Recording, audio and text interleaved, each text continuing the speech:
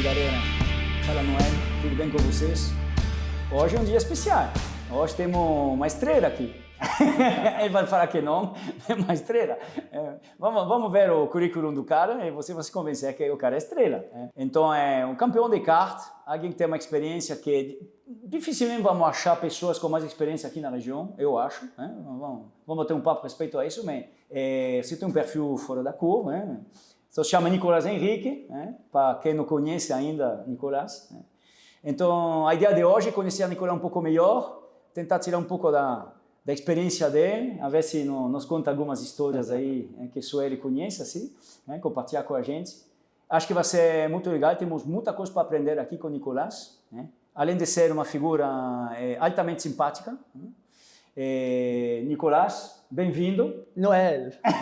Nicolás! Beleza, beleza. Bora, vamos trocar uma ideia hoje, conversar bastante aí. Bom, bacana.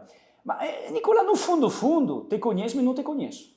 Te conheço pela fama, porque você está presente no Kart Center na cidade de São José dos Campos, famoso. Chegou a ganhar troféus muito importantes, a gente vai falar disso mais tarde. Participou até do Mundial em Dubai, uma coisa bem fora da curva. Você participa em muitas corridas aqui também, como amador, semi-profissional, enfim. Mas chegou a ser profissional, na verdade. Vão ser as coisas como são. Mas atrás do Nicolás piloto, tem uma história que a gente não conhece ainda, que eu gostaria muito de conhecer. Então, a primeira pergunta é essa, Nicolás. Quem é você, cara? Não, legal. Meu pai, vou começar da minha família, assim, né? Acho que é legal para entender quem eu sou, né? Sim, senhor.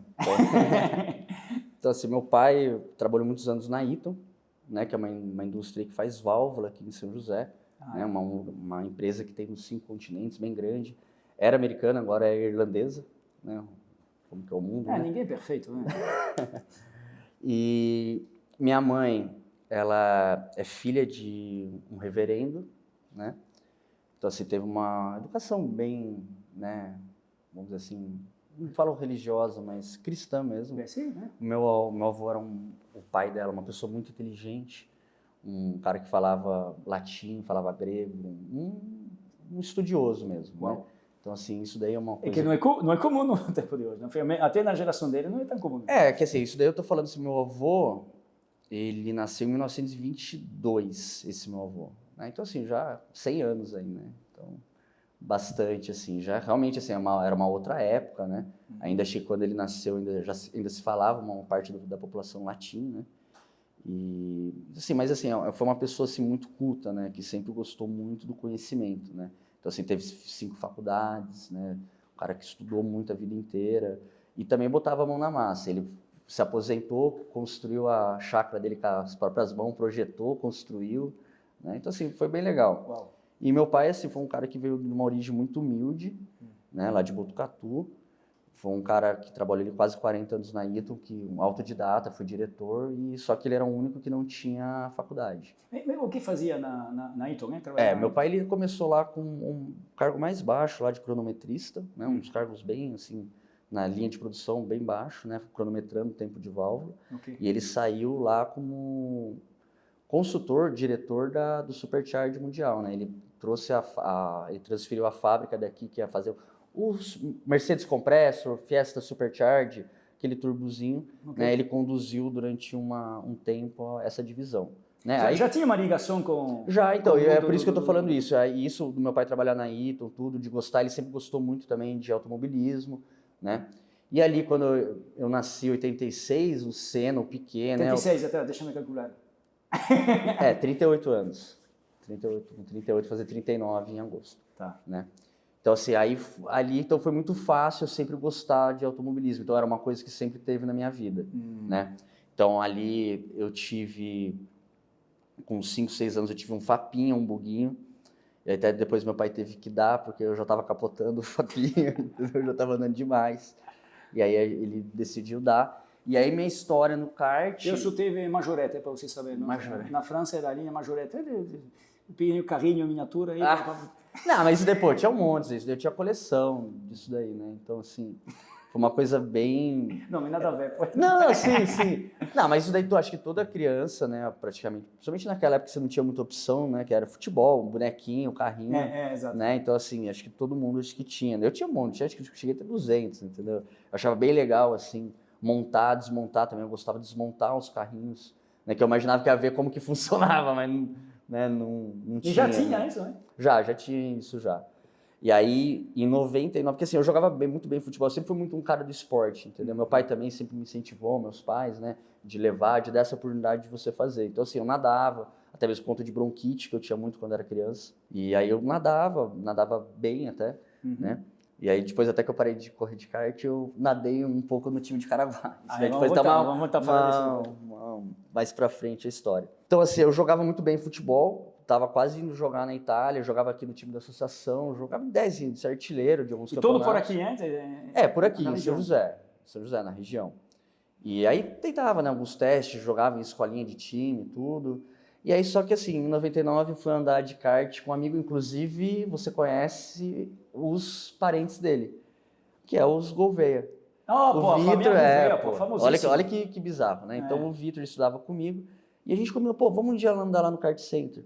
Isso foi em 99, no meio de 99. Então, espera aí. Então, a influência do Ayrton Senna, como tu, não teve aí? Cara, não diretamente assim para mim andar. Entendeu? Porque assim, por exemplo, quando eu era criança com 6 anos, 7 anos, eu adorava ver o Senna. Acho que era uma coisa que todo mundo fazia naquela época que morava aqui no Brasil.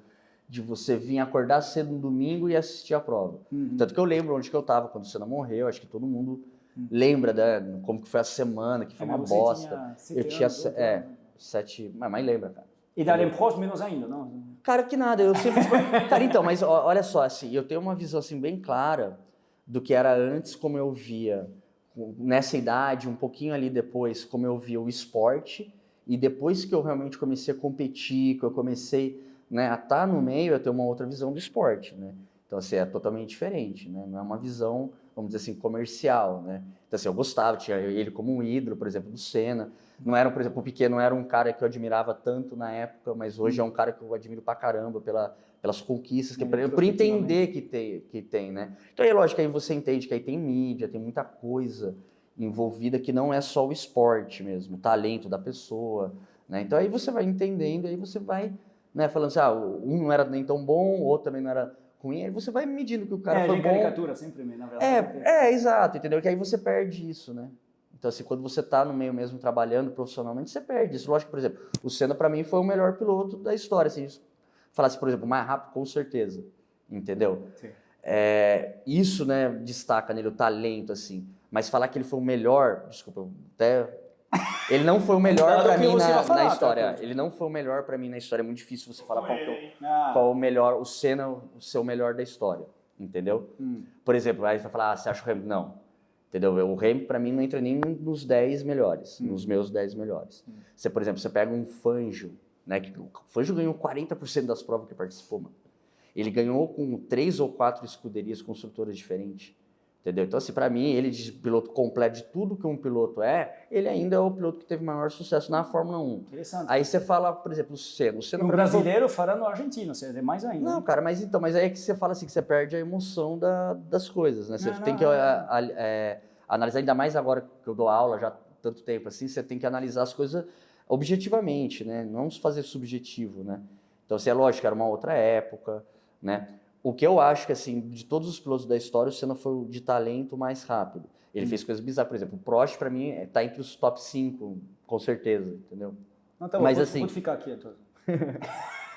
Não, mas assim, por exemplo, ele é realmente, assim, ele foi incrível, assim, você vê ali a quantidade, ele foi acho que 3 ou 4 vezes vice-campeão, 4 vezes campeão, entendeu? Então era um cara que sempre andou na frente, andou com vários carros diferentes, andou na frente, entendeu? Então assim, é um cara Também vem do kart.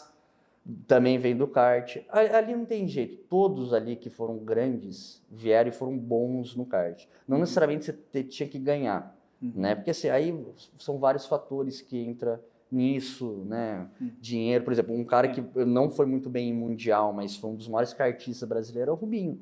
Rubinho é pentacampeão brasileiro, ganhou, né, as escadinhas, né, em uma época que não tinha tantas categorias, que hoje é uma coisa legal, que você tem muitas categorias. Então, dá para se expressar melhor, né? Não é que, por exemplo, assim, ó, Noel, se você pega uma categoria, um F4 hoje, você vai gastar uns 20, 25 mil reais para fazer... Explica um pouco para nós o que é o F4. Beleza. O F4 é um motor normalmente que usa o GX 390 da Honda ou similares ali da Buffalo, de outras marcas ali, né? Por exemplo, em Guará é o motor da Buffalo que usa. Ok. Né? Guará é Guaratinguetá. Guaratinguetá. Isso ele é muito parecido com o pessoal que anda de kart, que vai alugar, né? É o mesmo motor praticamente aí que vocês usam no kart de rental, vai usar só que num chassi profissional. Kart rental, é aquele carro que do vai cartão do motor alugar, aluga na hora com os amigos, enfim. A diferença é assim, que você vai ter um chassi profissional, né? E aí para correr num brasileiro, numa competição assim de alto nível, você tem que ter um chassi de um mínimo de idade, ele não pode ser muito velho. Então você tem a faixa que... Só para a gente entender melhor, teria sentido falar que F4 vem antes do F3, do F2, do F1? Não, nada a ver. Isso daí você está confundindo isso daí com... Não, estou para... Não, legal, mas é bom você ter falado assim, ó. Isso daí são as categorias de forma, tá? Que aí quando o piloto sai do kart, ele quer tentar fazer alguma coisa, ele faz isso daí, entendeu? Uma coisa assim que eu acho assim dessas categorias assim, a ideia é muito boa de você ter, porque por exemplo, antes da minha época, você saia do kart e saia para F3, entendeu? Você não tinha muita opção para você fazer, entendeu? Não tinha coisa intermediária. Só que aí acontece, você tem que nem quando você anda num Parilo, num KZ, a velocidade, isso daí até você pode ver Piquet falando, o pessoal que anda, né? Aquele negócio da velocidade de raciocínio. Né? Então, assim, você tem uma velocidade de raciocínio muito alta, né? Porque você imagina, você está num cartódromo que você chega a 150, 170 por hora, uma pista que inteiro dá 1 km,